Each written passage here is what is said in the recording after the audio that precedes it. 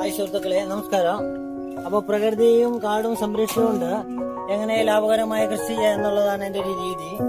അപ്പോൾ അതിലൂടെ കൂടുതൽ വിളവ് എങ്ങനെ എടുക്കാം, ഒന്നും നശിപ്പിക്കാണ്ട് കൂടുതൽ വിളവ് എങ്ങനെ എടുക്കാം എന്നുള്ളതാണ് എൻ്റെ ഒരു പഠന രീതി. അതിനനുസരിച്ച് ഇതൊരു 2 മാസം നട്ടിട്ട് 2 മാസം കഴിഞ്ഞാൽ ഒരു ചേമ്പാണ്. ഇതെന്താണെന്ന് നിങ്ങളൊന്ന് കമന്റ് ചെയ്യുക. ഇത് എൻ്റെ ഇവിടെ പറയും, ഞാൻ പറയുന്നത് ചീനച്ചേമ്പ് എന്ന് പറയും.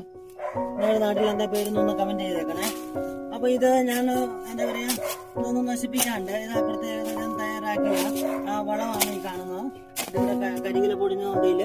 അപ്പൊ ഞാൻ പ്രത്യേകമായി വളമൊന്നും ചേർക്കുന്നില്ല. അതാണ് ഞാൻ നിങ്ങളെ കാണിച്ചത്. നാച്ചുറലായിട്ട് ഇതാ ഇത് നമ്മളിപ്പോ കാണിക്കുന്നത് മണ്ണ് ഇടുവാണ്. അപ്പൊ ഇതൊരു 2 മാസം കഴിയുമ്പോൾ ഇതിൽ നിന്ന് നമുക്ക് ചേമ്പ് പറിക്കണം. അപ്പൊ ഞാൻ തുടർന്ന് നമുക്ക് ചേമ്പ് 2 മാസം കഴിഞ്ഞിട്ടുള്ളത് കാണിച്ചു തരുന്നുണ്ട്.